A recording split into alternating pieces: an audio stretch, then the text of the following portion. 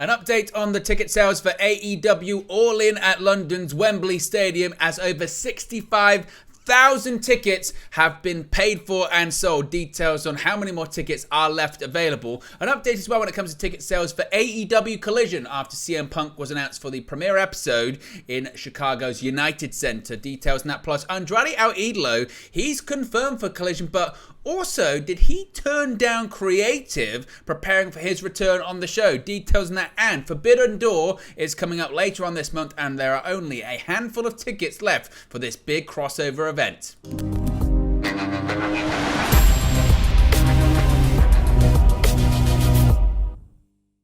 Hey guys, welcome back to Wrestling News 365. Hope everyone is doing very well. As always, there are plenty of news stories to get into in the world of All Elite Wrestling. Let's start off talking about AEW All In at London's Wembley Stadium later on this summer. AEW All In takes place at Wembley Stadium on August 27 and has now surpassed another ticket-selling milestone, with, at the time of recording, no matches even being announced for AEW's United Kingdom debut. It had previously been reported that the show had higher ticket sales than September 2022's WWE Clash at the Castle. The Cardiff Wales Premium Live event had seen a live attendance of 62,296 and a live gate of $8 million. Tony Khan had said, of course the AEW president, that AEW All In had exceeded the $8 million mark and was closing in on $9 million with roughly, this was a quote from him, roughly 65,000 ticket sales. WrestleTix has now provided an update on ticket sales, revealing that as of 3 a.m. on June 5th, that being today, AEW had 65,563 had been estimated as paid for the show. That number, once again, 65,563. The current setup for Wembley Stadium is 75,003 seats, with 9,440 still available at the time of the report. At the time of recording, Tony Khan hasn't commented on the news, though previously did comment on the decision to choose Wembley Stadium for AEW All In comparison to decided to go against Craven Cottage in West London, of course that being the home of Fulham FC, owned by the Khan family. It has also recently been reported that Khan may have an interest in bringing in WWE Hall of Famer Goldberg to the UK for AEW's debut show as well.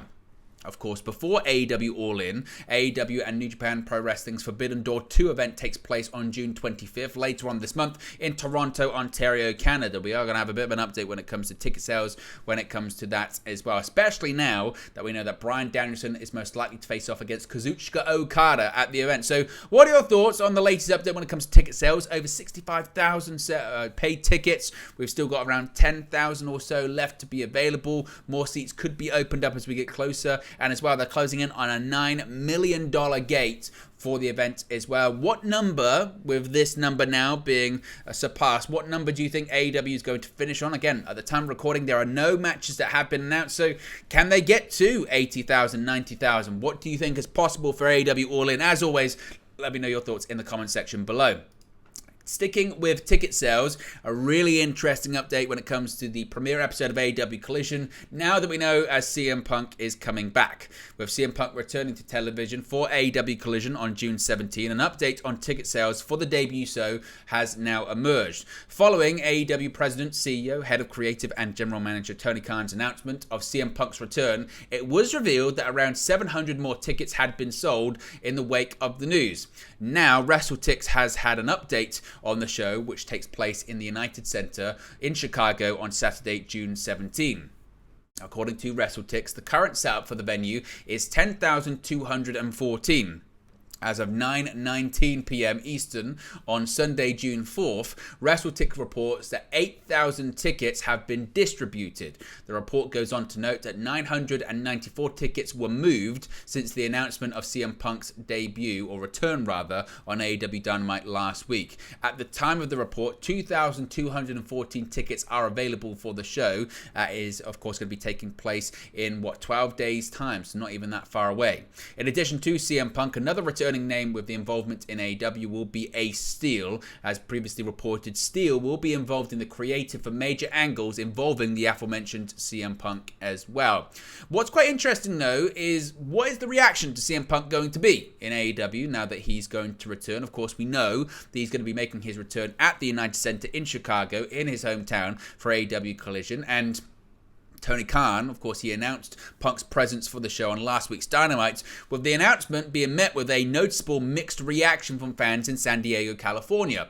Punk, of course, is going to receive a hero's welcome in Chicago, but it's the shows following his return outside of Chicago that will tell the story of his reactions. Speaking on his Extreme Life of Matt Hardy podcast, AEW star Matt Hardy discussed Punk's upcoming return, questioning what kind of reactions he would get upon his return.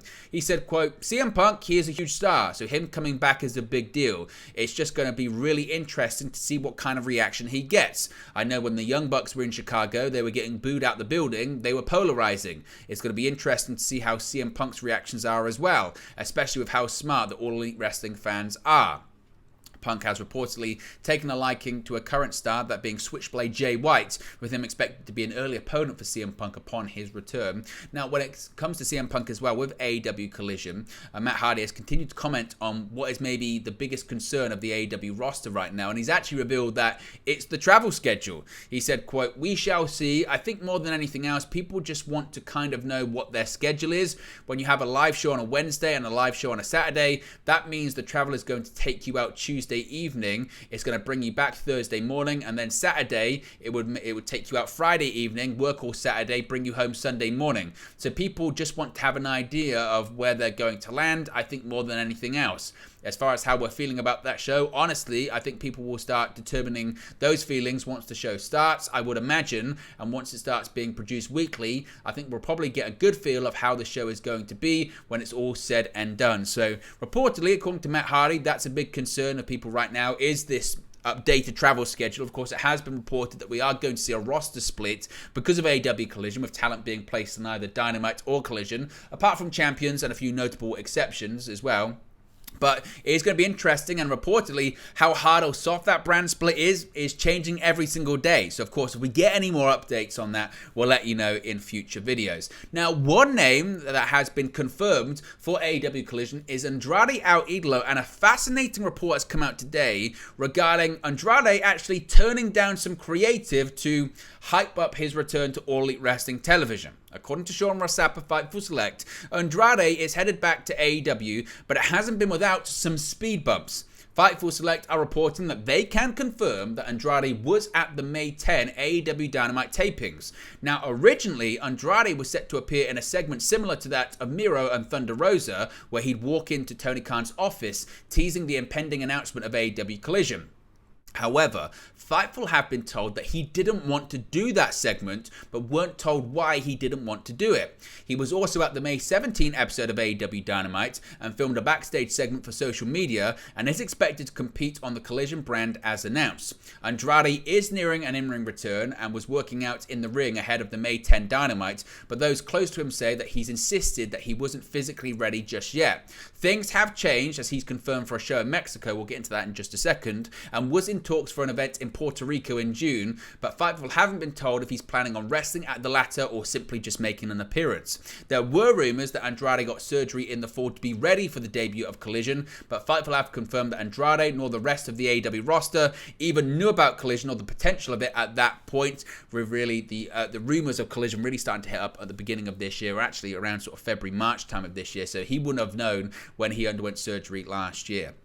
Now, as I mentioned, when it comes to Andrade El Idolo, he's been off our screens since AEW All Out in September of last year, and he's undergone surgery for a torn pectoral muscle. He's well on the road to recovery. He's now ready to step back into the ring, but his return actually won't take place at AEW Collision in Chicago. Andrade has posted details of his return to the Squared Circle on his own Instagram account, revealing it will take place on June 15. At Gomez Palacio Durango, Mexico, Andrade will compete in a triangular de la Muerte match that will also feature Psycho Clown and Cybernetico.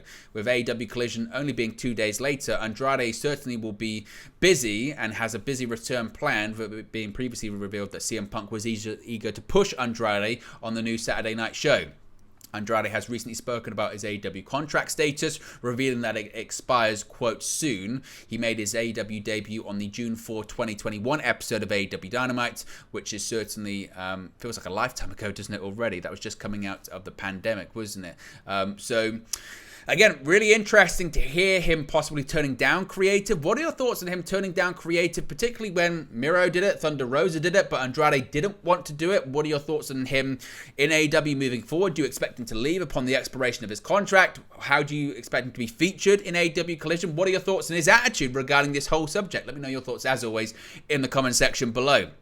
Now, I spoke earlier on about AEW Forbidden Door, and not to be too much of a surprise, the tickets are selling very, very, very well indeed. AEW New Japan Forbidden Door 2 takes place on June 25th, 2023 in Toronto, and the latest on ticket sales have been revealed. Following New Japan Dominion this past weekend, Bryan Danielson has challenged Kazuchika Okada to a match on the crossover show.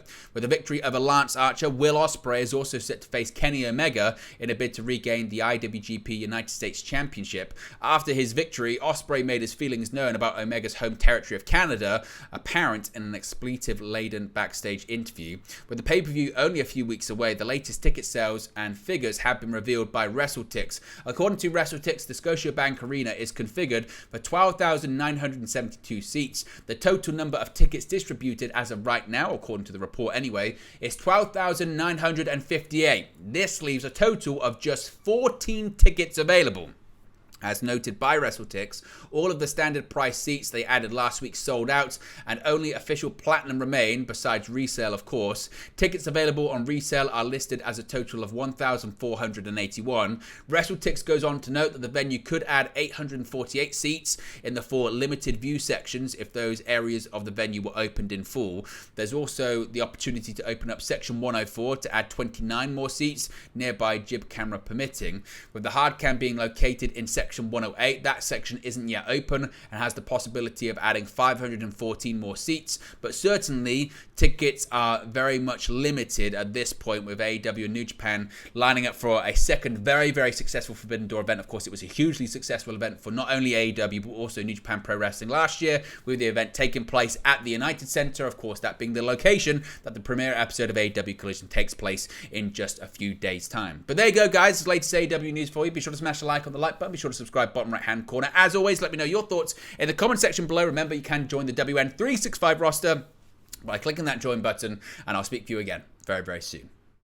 Hey guys, thank you for watching, listening, streaming, or however you come across this video today. Be sure to click on the video on the right there to watch our next video, or click the bottom there to subscribe, or the bottom right hand corner. Thank you very much, and I'll speak to you again very soon.